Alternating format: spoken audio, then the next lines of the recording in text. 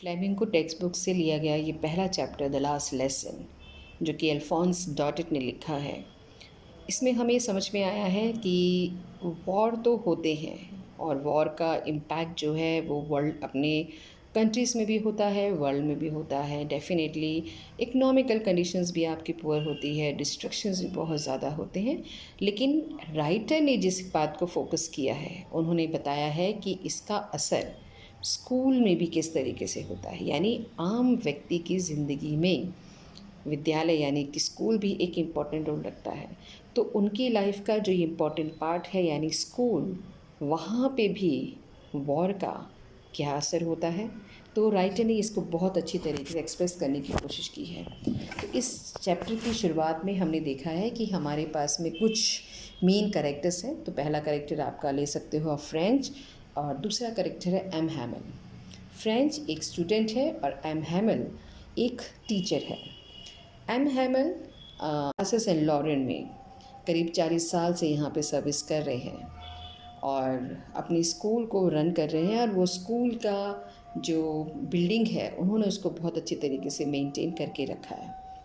तो शुरुआत में हमने देखा है कि जो फ्रेंच है वो डरता हुआ घबराता हुआ स्कूल की तरफ भाग रहा है, और रीज़न ये है कि वो स्कूल के लिए लेट हो गया है।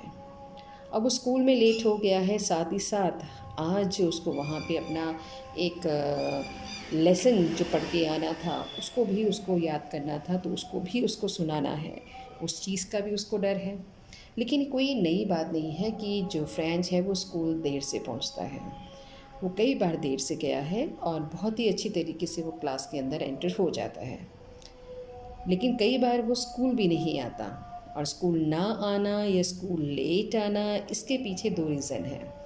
एक तो चिड़ियों का चहचहाना, सुबह सुबह की जब हम देखते हैं कि सभी कुछ फ्रेश नज़र आता है, एनवायरनमेंट बिल्कुल बहुत ही ज़्यादा प्लीजेंट नज़र आता है। तो हमने देखा है कि पशु पक्षी भी जो हैं वो अपने अपने कामों में निकलते हैं, चहचहाते हैं, एक ज़िंदगी नज़र आती है पूरे एनवायरनमेंट में।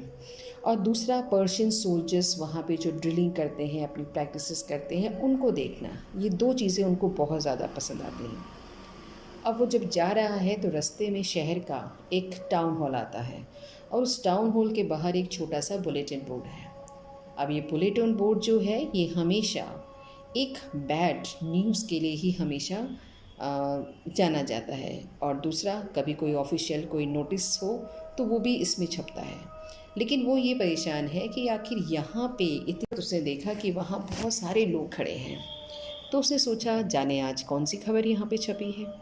ब्लैक स्मिथ ने उसको रोकने की कोशिश की कि बेटा तुम्हारे पास बहुत सारा समय है, तुम आराम से पहुँच सकते हो। लेकिन वो इस उलझन में रहा कि उन्होंने मुझे एक टॉन्ट मारा है या वाकई में वो मेरे से वरीड है। फिर वो आगे जाता है, तो आगे जाके जब स्कूल में जाता है तो यहाँ पे हमें दो question, scene of a school और एक unusual scene of a school. तो यूजुअल जो सीन वो ये है कि शोर शराबा होता है, बेंचेस का उठाना नीचे रखना, उसकी उससे निकलती हुई आवाज़ है, बच्चों का लेसन पढ़ना, और टीचर का जो है बेंच बजाना, या लाइक दैट। यानी उस स्कूल जीवित है या स्कूल खुला है, या स्कूल का जो शोर है वो थोड़ा सा बिल्डिंग के स्कूल के पहुंचने से काफ़ी पहले से आपको एहसास हो जाता है। लेकिन आज का दिन बिल्कुल अलग था। आज का दिन बिल्कुल शांत था, जैसे कि संडे मॉर्निंग, संडे को स्कूल बंद होता है तो शांति भी उतनी ही ज़्यादा होती है। तो वो थोड़ा सरप्राइज़ है। फिर जैसे ही वो बिल्डिंग के अंदर घुसता है, देखता है कि वो आज आगे से तो नहीं जा पाएगा, चुपके से भी नहीं जा पाएगा, क्योंकि सबके सब सन्नाटे में हैं, सबके सब शांत हैं। जब वो क्लास के गेट के सामने पहुंचता है और अंदर आने की परमिशन मांगता है, तो उसका टीचर एम हैमल है वो उसे आसानी से अंदर आने देता है। अब इस बात पे भी उसको हैरानी होती है कि सर ने कभी भी उसको इस तरीके से आने नहीं दिया, और कभी ये नहीं बोला कि आओ हम तुम्हारा ही इंतज़ार कर रहे थे। तो फ्रेंच को इस बात में भी हैरान होता है। अंदर जाके देखता है कि पीछे की जो बेंचेस हैं उसमें गांव के बूढ़े बुज़ुर्ग लोग बैठे हैं। तो ये भी उसे आश्चर्य। फिर बैठने के बाद वो उसकी नज़र जब टीचर पे पहुंचती है तो टीचर को देख के बहुत ज़्यादा आश्चर्यचकित होता है कि जो टीचर है आज वो बहुत अच्छी, यानी वो स्पेशल ड्रेस पहने हुए है जो वो हमेशा किसी इंस्पेक्शन या प्राइज़ डिस्ट्रीब्यूशन डे में पहनता है।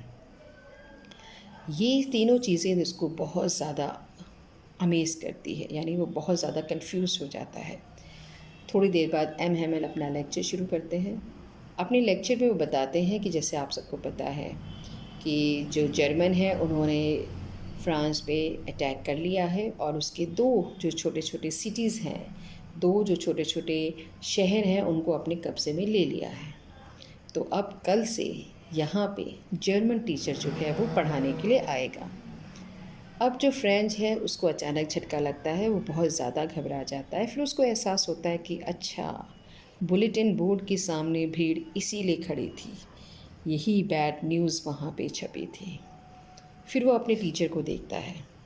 उसे लगता है कि टीचर सब कुछ एक झटके में बताने की कोशिश कर रहा है, क्योंकि उसके पास समय कम है और वो अपने स्टूडेंट्स को सब चीज़ें बताना चाहता है जो कि बहुत ज़रूरी है।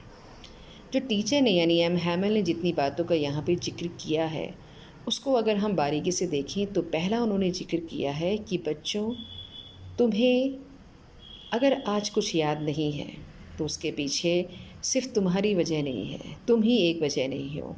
कहीं ना कहीं इसके लिए मैं भी अपने आप को दोषी ठहराऊँगा, कहीं तुम्हारे पेरेंट्स भी दोषी ठहराए जाएंगे और तुम भी थोड़ा थोड़ा बहुत इसमें हिस्सेदारी रखते हो। उसने कहा कि अगर पेरेंट्स की अगर हम बात करें तो पेरेंट्स कभी कभार ये सोचते हैं कि पढ़ने से क्या होगा, अगर बाहर जाएगा नौकरी करेगा तो फैमिली इनकम में बढ़ोतरी होगी, इसलिए वो कई बार तुम्हें स्कूल नहीं भेजते।